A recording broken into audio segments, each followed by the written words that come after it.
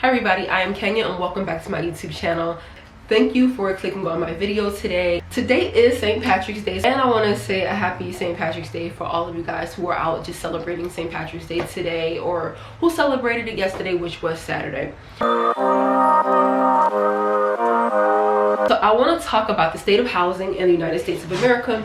I live in the Northeast, to be exact. I live in New Jersey. I work in Manhattan, New York City in the housing industry. And so if you don't know, like, everybody's complaining about the rent being so high. There have been so many people who've had to move back home. Like, people are just straight up homeless. But I have two solutions, or two ways that we can protest high rents, okay? Two ways that we can protest high rents. The first way is a rent strike, okay? So first things first, there needs to be a community organizer, someone who is responsible, well-spoken, organized, someone who is well-versed in housing preferably, and that will be your point of contact person. And basically what you would do is start a petition. You may want to start a petition about the high rent to present to your landlord. Now, when we are doing rent strikes and petitions, this is reserved for larger landlords. Not your mom and pop's landlord who maybe have 1, 2, or 3 properties. They may be older, they may bank on that money for survival.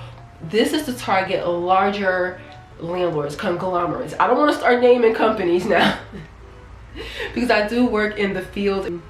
I'm not trying to get blacklisted or nothing like that. So we're going after larger landlords. And so basically, your landlord, you come home, there's a note on your door, and the rent is raised $600 or so.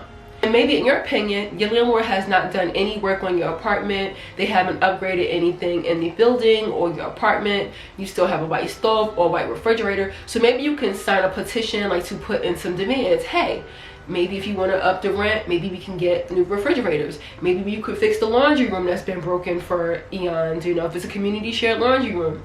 Maybe you could hire some cleaning people to make sure that the outside of the building is clean, that all the trash cans are lined up neatly. And you could also, like, negotiate lower rents for your building. So I would start out with something like that. Or if we don't hear anything about our demands by a certain date, then we will boycott the rent. Now, if you're going to boycott paying your rent, you could risk having evictions on your record, you know. However, if you do plan to do it as a collective in a community, then I would suggest everybody put their money, like, in some sort of escrow account, or just put it to the side, because you may eventually have to pay that rent back eventually. But as a way to show that you are firm and that you are standing on business, like the kids say, I would definitely do that. But one thing about boycotting and petitions, I just feel like in 2024, I feel like our generation can never collectively get together to do anything correctly when it comes to boycotting. It's always some excuses of why people cannot get together as a community and boycott the correct way. I don't know what that's about. I'm trying to figure it out. How can we collectively make changes in our society, in our communities, if we can't get together and collectively boycott and petition things and protest? Like, I always say that the French, they get down when it's time to protest and they're able to make changes. But I say all that to say that is one way that you could collectively come together to, you know, petition your landlords. Petitions have been going on for years. There has been several petitions across the United States, several in New York State alone, several in New York City alone. They have been going on across Europe. Rent strikes basically started in Europe, okay? And so I feel like that is one way to gather together as a community to petition our landlords to lower our rents. If you are, especially if you're someone who's experiencing great rent increases and it's affecting your livelihood and you don't know how you're going to make it month to month and it's stressing you out. That's one way. All right, number 2. So if you live in a major city, most major cities have pre-war buildings, and pre-war buildings were built before the year 1947, which is before World War II. You used to be able to inherit those rent controlled apartments from like older relatives, your grandmother, your grandfather, your mother, but you can no longer do that. And so now those apartments will be rent stabilized. And also, any apartments that were built before the year 1974 were basically rent stabilized, which means that your rent can't go up but so much each year. There's a cap, there's a percentage, 3%, 5%, 6%, you know, 1%, 1.5%. And so basically what I've learned from the first broker that I worked with, he owned rent stabilized properties where some people were paying $300, some people were paying $75, some people were paying $1,500, depending on when they moved in. And basically you have to register your rents with the city or the town that you live in, right? So you register your rent for those apartments, right? And so each year that your tenant lives in that apartment, there's a cap on how much you can raise the rent for, right?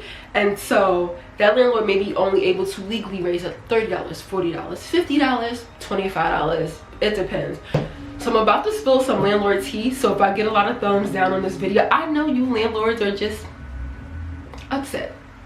But what I feel like a lot of landlords are doing in major cities, especially major cities like New York City, Chicago, you know, Philadelphia, Baltimore, you know, Detroit, if they own pre-war buildings, each year you could only raise the rent but so much. I feel like the county clerk's office would have those rent records. I feel like it's a county clerk's office, but if it's not, let me know in the comments politely though.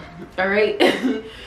So since you could only raise the rents up so much per year, I feel like with a lot of these people in major cities who live in these older buildings, pre-war buildings, they're getting rent increases of $600, $700, $800, $1,000 sometimes. I feel like, and then I feel like a lot of people who are not educated on rental practices and rental laws and rental policies, they don't know any better. They either pay it or they just move out. However, I'm sure that those landlords have those rents registered at a certain amount, and you're not going back to the city and letting them know like, hey, I'm going to increase the rent by $600, because technically that is not allowed. Okay. And so I'm just going to say, when I worked at Section 8, I feel like around 2021, this is when rent started increasing crazily. And you know, landlords were talking to their other landlord friends, and their other landlord friends was like, oh yeah, you know, I own a house down the street and I charge $2,200 for a 1-bedroom. So now these landlords was like, okay, I want to try to get as much as I can for my apartment. So then we started getting all of these calls from landlords that had Section 8 apartments. You know, I worked at Section 8. So then we started getting all of these phone calls from landlords trying to up their rent $400, $500. And we're like, listen, the city I worked in was at Newark at the time.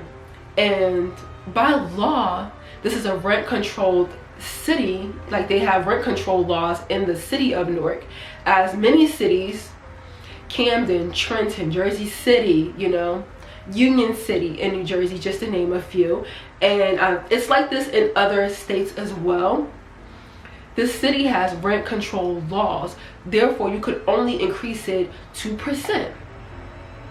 By law, you cannot upcharge the rent. And some landlords would try to go around and be sneaky about it and charge tenants more rent than what was registered with Section 8 and with the city of Newark.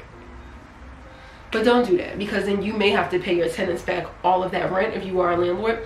So anywho, let's say if you live in New Jersey per se, I feel like if you go down to your local county clerk's office and you ask them what your rent is registered as, they would be able to provide you with that information. And if you are paying way more than what the rent is registered as, you can present that to your landlord. And a lot of the times they will have to pay you back the money, the extra money that you paid into your rent, because it's not on record. And if they refuse to, you can go down to your county clerk's office and you can let them know, hey, I live at X, Y, and Z address. This is what the rent is registered for. This is what I've been paying all along. Make sure you come with your receipts, literally your receipts, okay? And they will be able to further assist you on how to handle that situation and to rectify that situation, if you get what I'm saying. Now, if you live in New York City, I'm going to give you the tea. So you can text rent history to 646-783-0627, or you can call 1-866-ASK-DHCR and ask them to mail you a copy of your rent registration history for your apartment, okay? And if your apartment was built before 1974, like I mentioned earlier, it is most likely rent stabilized. And if it was built before 1947, definitely rent stabilized, okay? So these are just some tips. If your landlord just raised your rent an astronomical amount and you're like, what to do, if you know somebody who is having issues with their landlord and rent increases, maybe share this information with them. But this is just me as a socialist doing my good deed and just trying to spread just how we can get a hold on the rent crisis. I was watching a video on TikTok. Yes, I be getting my resources from TikTok, but I will cross-reference this and research it as well. But a girl got on and she basically said that 44% of the homes in the US are owned by private equities, private companies. So the system is made for the rich to get rich, the capitalists to keep thriving. It's up to your local community organizers and your socialists in your community to come together to help to make a change. Because if nobody is doing anything but complaining and nobody is busting a move to try to make a change, then nothing is going to change and we're just going to suffer as a people. And so I just wanted to share that information with you guys. Hope it was helpful. I hope it was informative. And I will see you guys in my next YouTube video. Toodles.